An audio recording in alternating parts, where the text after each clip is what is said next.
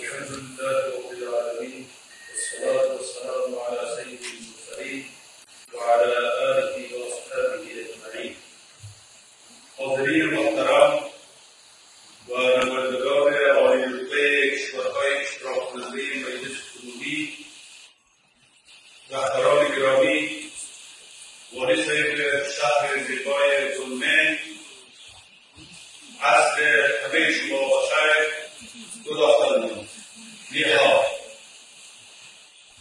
فرصتم که امروز به نمایندگی از امارت اسلامی افغانستان در فرم همکاری چین و آسیای جنوبی که بستر مناسب برای دیپلماسی چندجانبه‌ای است حضور دارم.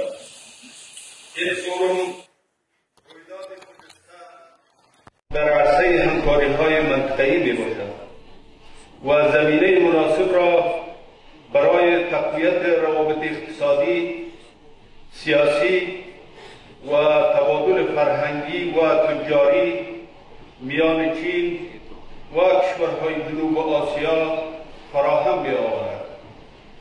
این اجتماع می‌تواند در عرصه‌های ارتقای سطح تجارت دوجانبه و چند جانبه، معرفی فرصت‌های سرمایه‌گذاری و زیرساختی، تشویق پروژه‌های مشترک اقتصادی، توسعه دیپلماسی اقتصادی منطقه‌ای و تقویت دیپلماسی فعال سیاسی میان چین و کشورهای جنوب آسیا میباشد.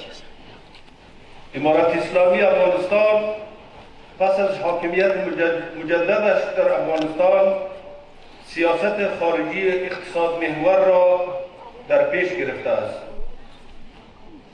جمهوری مردم چین با عنوان یک قدرت اقتصادی بزرگ، عضو شورای امنیت، قدرت منطقوی مسئول در عرصه جهانی جایگاه بسیار مهم در نظم نوین بین الملل دارد و فرصت‌های نوینی را برای کشورهای منطقه فراهم ساخته است. افغانستان این فرصت‌ها را به عنوان ابزارهای برای ثبات، توسعه و رفاه تلقی می‌کند و مایل است از ظرفیت‌های همکاری با چین در چارچوب منافع متقابل بهره گیرد. روابط افغانستان و چین تاریخی و ریشه‌دار است. امارت اسلامی افغانستان خواهان ارتقای این روابط در عرصه‌های گوناگون از جمله اقتصاد، معادن، تجارت، انرژی و ترانزیت، آموزش و تکنولوژی میباشد. ما باورمندیم که همکاری‌های دوجانبه با چین می‌تواند نقش مؤثری در رشد اقتصادی و بهبود وضعیت مردم افغانستان ایفا کند.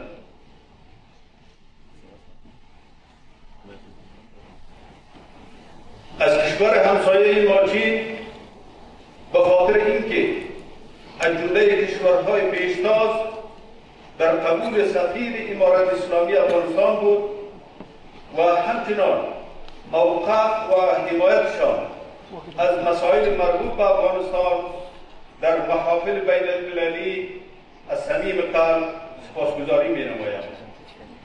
چین و کشورهای جنوب آسیا در زمینه‌های مختلف از ظرفیت‌های فوق‌العاده مهم برخوردار می‌باشند.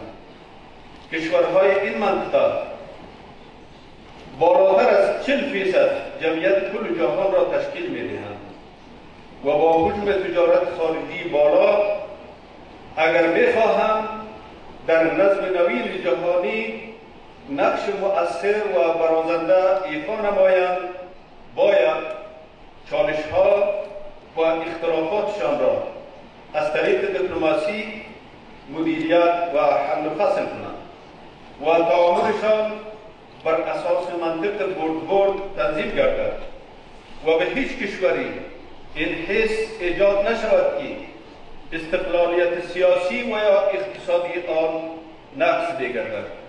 این حس باعث ضعف و ناکامی در روابط بین کشورها می‌گردد. در زمینه پالیسی‌های اقتصادی باید گفت که امارت اسلامی افغانستان پابند به یک سیاست اقتصاد محور است.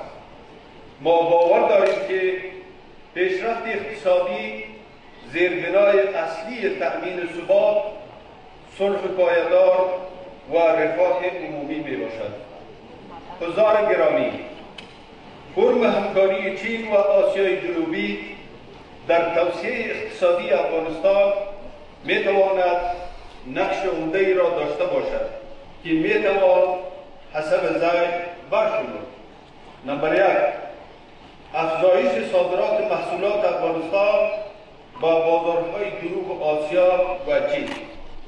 2، جذب سرمایه‌گذاری مستقیم خارجی FDI.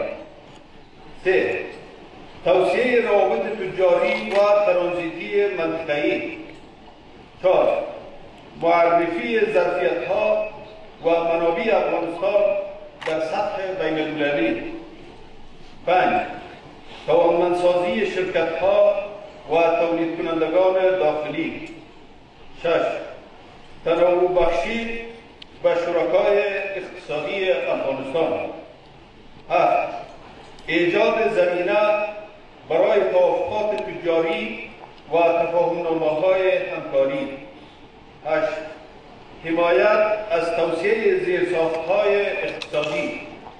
9، افزایش ظرفیت‌های صادراتی و صنعتی کشور.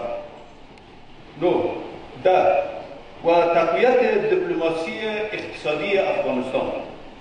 این امور سبب می‌گردد که روابط افغانستان و کشورهای منطقه و جهان تقویت یافته و در افغانستان صلح دائمی و امنیت پایدار برقرار گردیده، کشت مواد مخدر به صورت دائمی محو و زمینه اشتغال برای جوانان ایجاد شده و از مهاجرت‌های اقتصادی و جلب جوانان به گروه‌های فتنه‌گر جلوگیری گردد.